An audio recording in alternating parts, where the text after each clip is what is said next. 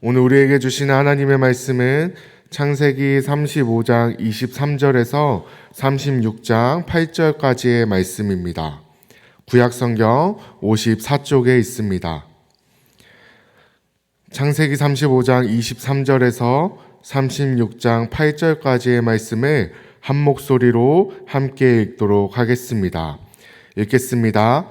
레아의 아들들은 야곱의 장자 르우벤과 그 다음 시므온과 레위와 유다와 이사갈과 스불론이요.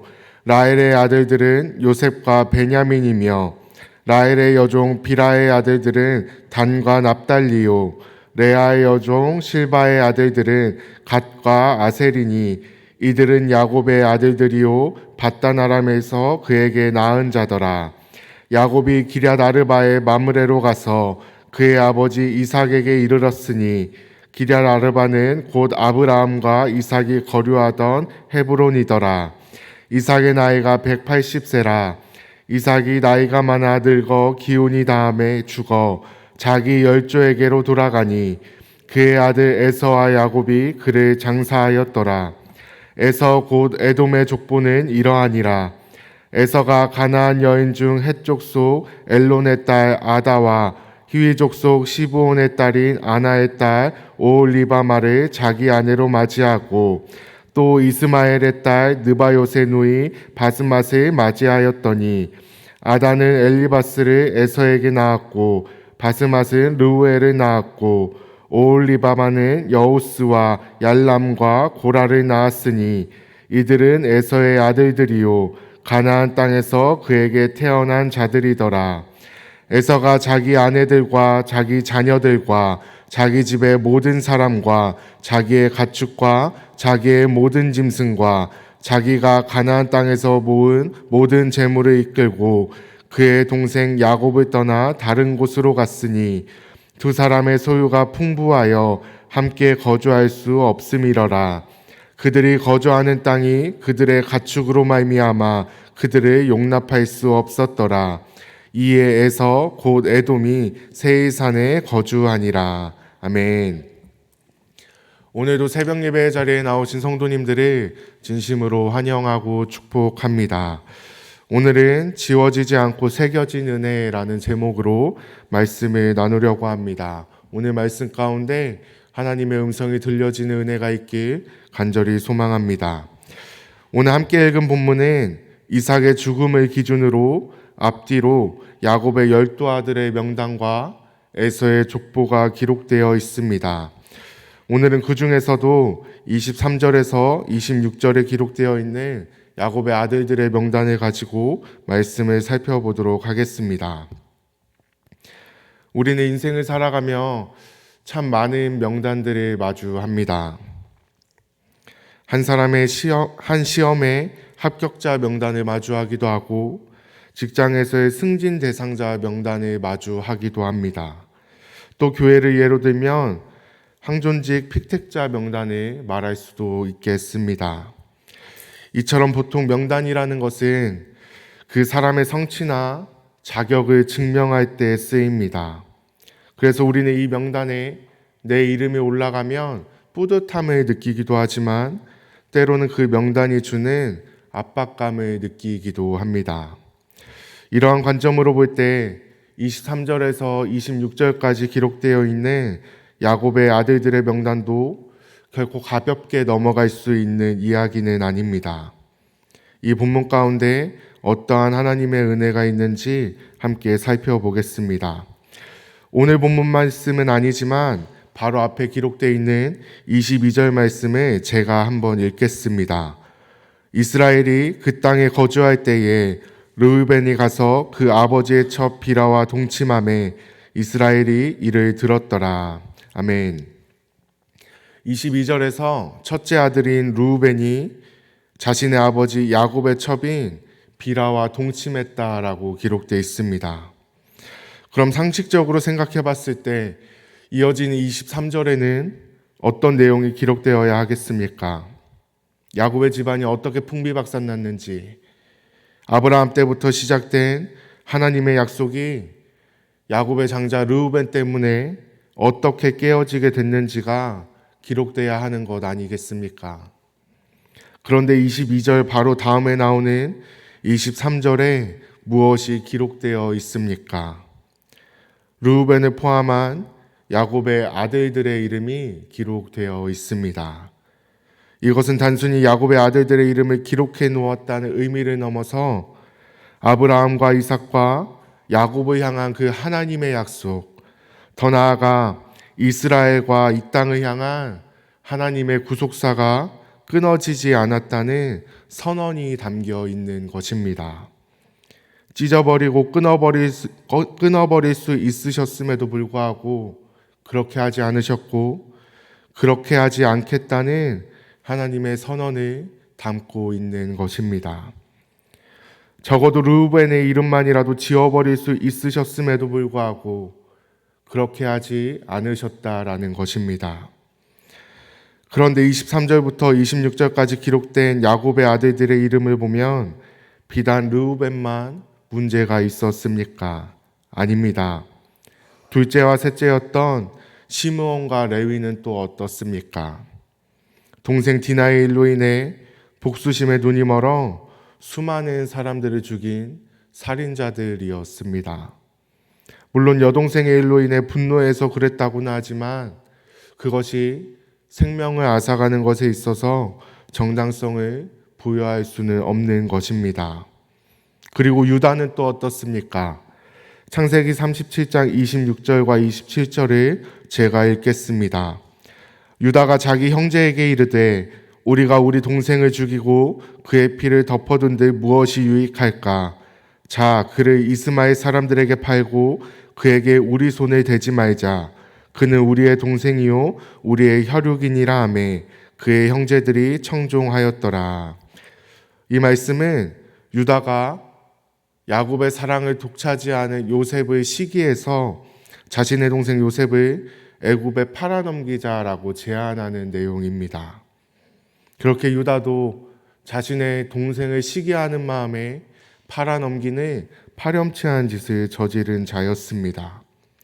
장자였던 르우벤도 이스라엘의 종교적 중심축을 담당했던 레위 지파의 조상이었던 레위도 더 나아가 예수님께서 나신 지파의 조상인 유다도 도덕적인 기준으로 바라봤을 때 결점이 너무나 많은 사람들이었습니다. 바꿔 말하면 오늘 성경에 기록될 만한 사람들이 아니었다라는 것입니다. 그런데 하나님은 어떻게 하셨습니까? 그들의 이름을 지우지 않으시고 새겨 놓으셨습니다. 그들의 잘못과 부족함을 정당화하신 것이 아닙니다. 아브라함에게 말씀하신 하나님의 언약, 더 나아가 이스라엘과 이 땅을 향한 하나님의 구속사는 사람의 연약함이나 악함으로 인해 끊어지거나 무너질 만큼 하나님의 그 약속이 약하지 않다라는 것입니다. 하나님의 신실하심은 사람의 연약함과 악함을 아득히 뛰어넘는다라는 것입니다. 세상은 우리에게 끊임없이 자격을 묻습니다. 실력은 어느 정도인지, 지금까지 얼마만큼의 스펙을 쌓았는지, 지난 과거가 얼마나 깨끗한지, 또한 살아온 집안의 환경은 어떠한지, 그 사람이 그 자리에 어울리는 사람인지 자격을 증명하라고 말합니다. 그런데 하나님은 그러지 않으십니다. 하나님께서는 우리에게 자격을 물으시는 것이 아니라 자비를 베푸십니다. 은혜를 베푸시고 자신이 말씀하신 언약을 반드시 이루어내십니다. 자격의 유무에 따라 버리거나 내팽개치는 것이 아니라 자격과 상관없이 자비를 베푸시고 우리를 품어주십니다. 사랑하는 성도님들, 사실 우리도 하나님 앞에서는 르우벤과 같은 부끄럽고 파렴치한 사람 아니겠습니까? 시므온과 레위 같은 분노에 휩싸여 누군가에게 상처 입히는 사람 아니었습니까? 또 유다와 같이 누군가를 시기하여 깎아내리는 부족한 사람 아닙니까? 그런데 그런 우리에게 하나님께서 어떻게 해주셨습니까? 자격을 묻지 않고 자비를 베풀어 주셨습니다. 우리의 이름을 지워버리신 것이 아니라 새겨 주셨습니다. 그 증거가 무엇입니까? 예수 그리스도입니다. 로마서 5장 8절을 제가 읽겠습니다. 우리가 아직 죄인 되었을 때에 그리스도께서 우리를 위하여 죽으심으로 하나님께서 우리에 대한 자기의 사랑을 확증하셨느니라. 아멘. 르우벤과 시므온과 레위와 유다와 같이 파렴치하고 자격 없는 우리를 위해 예수 그리스도께서 죽으셨습니다. 하나님께서 파렴치하고 자격 없는 우리를 향한 그 사랑을 확증하셨습니다. 사랑하는 성도님들, 우리는 오늘 말씀 속 야곱의 12 아들들과 같이 지워지지 않고 새겨지는 은혜를 받은 자들입니다. 예수 그리스도께서 자신의 생명으로 우리를 새겨 놓으셨습니다. 이 사실을 잊지 않고 또 잃어버리지 않고 살아가는 저와 여러분 모두가 되길 간절히 소망하고 축복합니다. 지워지지 않는 은혜, 새겨진 은혜를 기억하며 그리스도를 쫓아 그리스도를 닮아 살아가는 우리 모두가 되길 간절히 소망하고 축복합니다. 말씀을 마무리하겠습니다. 사랑하는 성도님들, 세상은 우리에게 자격을 요구하지만 하나님은 우리에게 자비를 베푸셨습니다. 세상은 자격 없는 자를 지워버리지만 하나님은 자격 없는 우리를 새겨 놓으셨습니다. 우리의 삶에는 무엇이 새겨져 있습니까? 눈물입니까? 아니면 상처입니까? 실패입니까? 또는 죄책감입니까? 그것도 아니면 좌절입니까? 눈물과 상처와 실패와 좌절이 삶의 곳곳에 새겨져 있겠지만 믿음의 눈을 들어 바라보면 그 위에 하나님의 은혜 또한 새겨져 있을 것입니다. 이 사실을 기억하며 오늘 하루, 이번 한 주 우리의 삶에 새겨놓으신 은혜를 발견하며 살아가는 우리 모두가 되길 소망합니다. 더 나아가 하나님의 가슴속에 새겨졌음을 기억하며 그 새겨지는 은혜를 받은 자답게 살아가는 저와 여러분 모두가 되길 간절히 소망하고 축복합니다. 기도하겠습니다. 사랑이 많으시고 거룩하신 하나님 아버지, 감사합니다. 오늘 말씀에 기록된 성경에 새겨진 야곱의 아들들의 이름을 보며 우리 또한 하나님의 은혜로 새겨진 자들임을 기억합니다.